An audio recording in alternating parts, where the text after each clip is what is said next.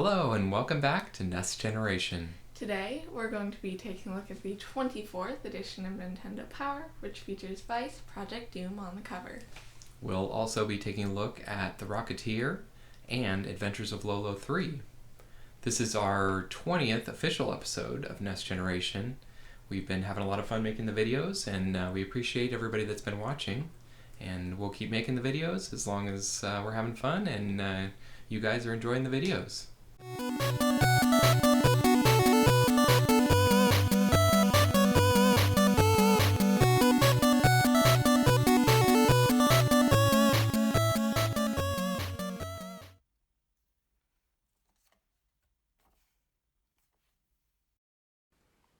The first game we're looking at for this episode is Vice Project Doom, which was published in 1991 by American Sammy.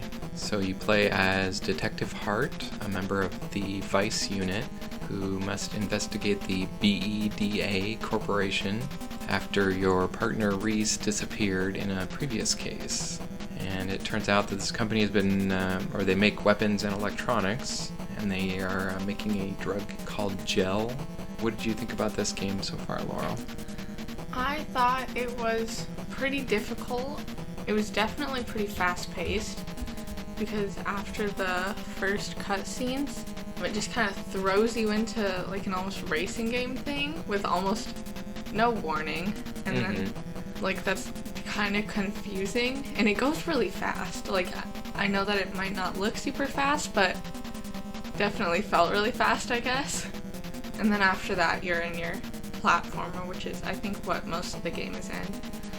Yeah, so I don't know if you got to it, but so there's actually 3 gameplay types in this. So the first is that sort of a lot like Spy Hunter, that looks a lot like this first level, and you're driving a car, and there's different weapons you get. The first level is this driving stage, and then it has platformers. And then also there are levels that are like a shooter, kind of like Operation Wolf. Oh, okay. But instead of being a light gun game, it has just a cursor where you move around and shoot. Okay. So like a first person looking forward, scrolling across the screen kind of thing. Yeah. So I thought it was really interesting how they did where you, like you said, you kind of just jump right into the first level. Right. And then the title screen was actually after that. Right, that was another. The road stage. So that was kind of an interesting thing. They started doing that with a lot of movies. Yeah. Because it used to always be, like there would be just the credits at the beginning and then the movie title, and then it would go into the movie.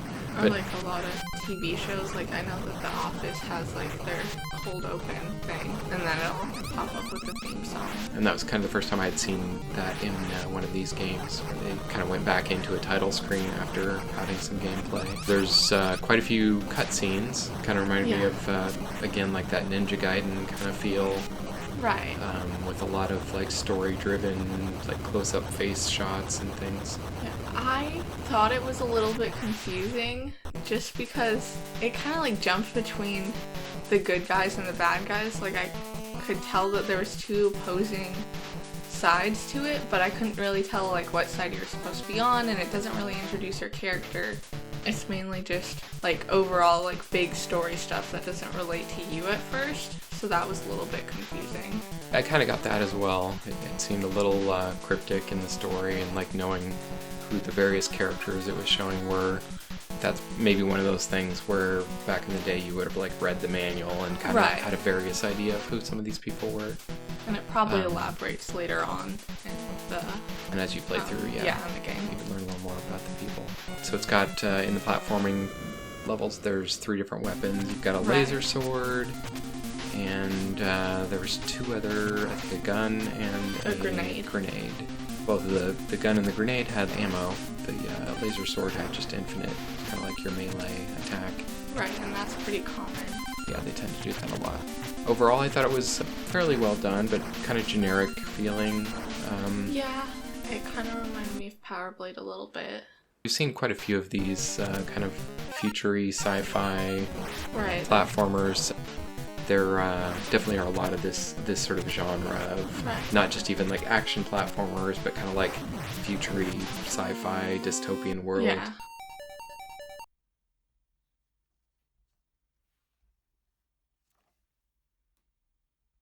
Our next game is The Rocketeer, published in 1991 by Bandai, based on a popular movie that came out around that time. I don't know if you've ever seen The Rocketeer, Laurel. Probably have to go back and visit at some point. So it was a movie about, I can't remember the guy's name, but so he's like a pilot, mechanic kind of guy back in World War II, and he finds a jetpack that was created by the Nazis. Him and this other guy create like a helmet, and he becomes like a kind of superhero character in the movie and fights against the Nazis. And it's a side-scrolling platformer, another kind of classic one that we've been seeing a lot now, the melee and then your gun with ammo. Right, and I feel like one of the interesting things about the game is that it has different types of guns. It has a grenade. I can't remember all of them, but I know that one shoots multiple bullets. So Yeah, like a spread shot. Right. And I feel like there's a lot compared to most NES games, which, like, if they have any variation, it's only a few. Mm-hmm. And the larger, or not the larger ones, like, you have your standard gun, which only takes one thing of ammo for every shot, but some of the different ones take, like, more ammo. Like, for example, I think the grenade takes 5. Okay. Yeah, I didn't pay a lot of attention to the usage, but that makes sense. Because there's only, I think, one type of ammo that you pick up. One thing that felt kind of weird, at least in the early level, was there'd be these like long falls. Right. And he's the Rocketeer, but he doesn't use his rocket pack. And it's these like unrealistic, like falling 70 feet down and I'm not hurt. Right. That seemed kind of weird. Like, and when I first started the game, I was like, oh, what control operates the jetpack? But you can't use it, which is... Yeah, so it comes into play later in the game. I didn't get far enough either to actually use the jetpack. One thing I thought would be cool to mention is one of the first DOS games I actually played was The Rocketeer, which is quite a bit different from this NES version. But it was one of the first games I played on the PC that actually had sound other than like PC speaker beep kind of sounds. So that was kind of cool. My friend actually had, so there's this thing that you plug into your computer that was called the Disney Sound Source. Oh, okay. And it was before they had sound cards in PCs. So it was like an external sound card basically. Okay. So that was kind of a cool thing, and one of the things that reminded me of this game, and one of the reasons I picked that we would cover this one on the NES. Overall, I think it's not too memorable as far as the NES games go. Like, I feel like side-scrollers like this are kind of getting repetitive. This one, the artwork just felt kind of generic-y, and like the physics didn't feel really good to me. Like the controls, it just felt kind of clunky. The sound was okay. Right. The music sounded like it definitely reminded me of Maniac Mansion, which was interesting.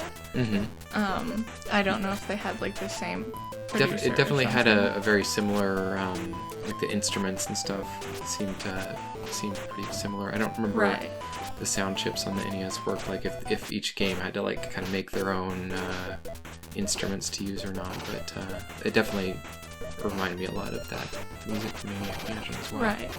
And then another thing I thought I'd mention is the levels felt kind of repetitive in the sense like so they were a lot of them were kind of these zigzaggy, like you'd go up and down, and then as you'd go up and down you'd have to go back and forth, like like a switchback hiking trail where you kind of go back and forth as you're going up the mountain.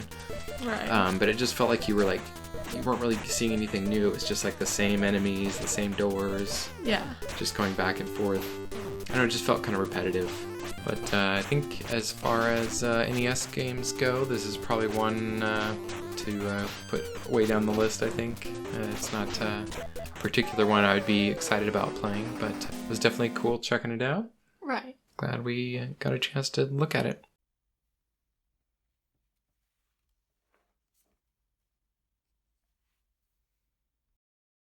Growing up, one of my favorite genres of games were puzzle games. We're taking a look at the Adventures of Lolo 3, the third in a series of Lolo games. Play Lolo, and in this one you've got Lala also, his girlfriend, and I guess the king has taken a potion and transformed all their friends into stone, and so you're trying to rescue the kingdom, return all your friends back to normal.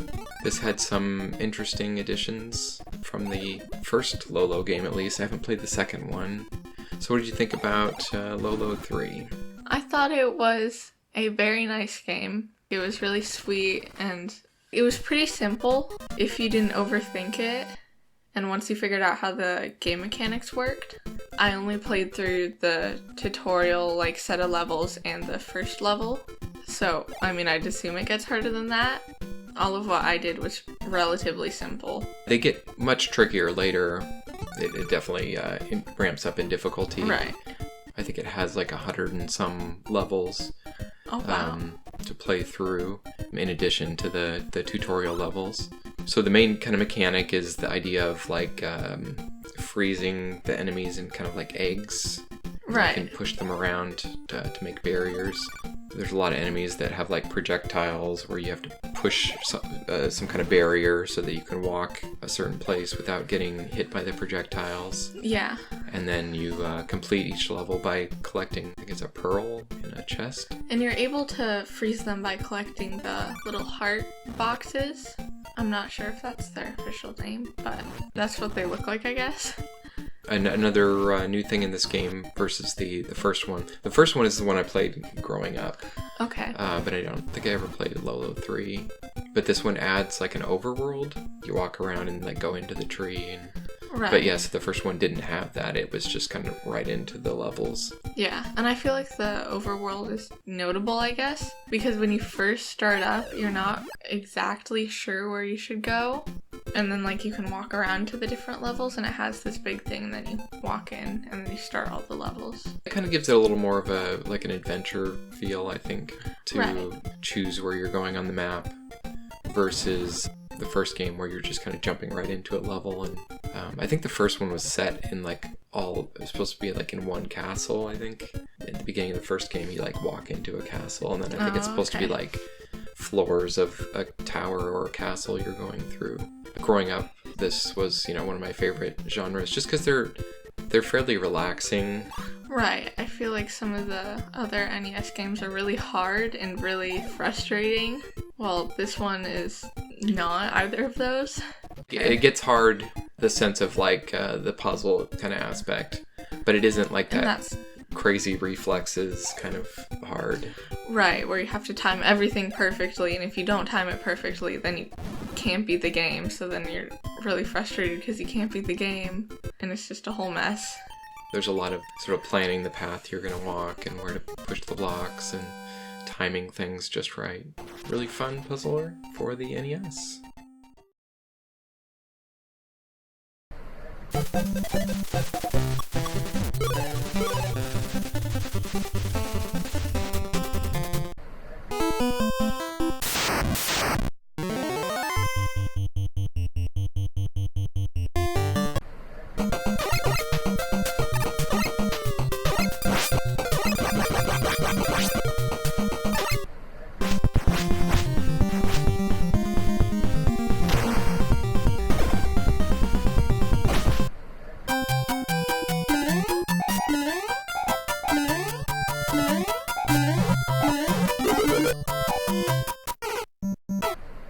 Thanks for joining us on another episode of NES Generation. As always, if you enjoyed this video and want to see more, make sure to leave a like and subscribe. We'll see you next time.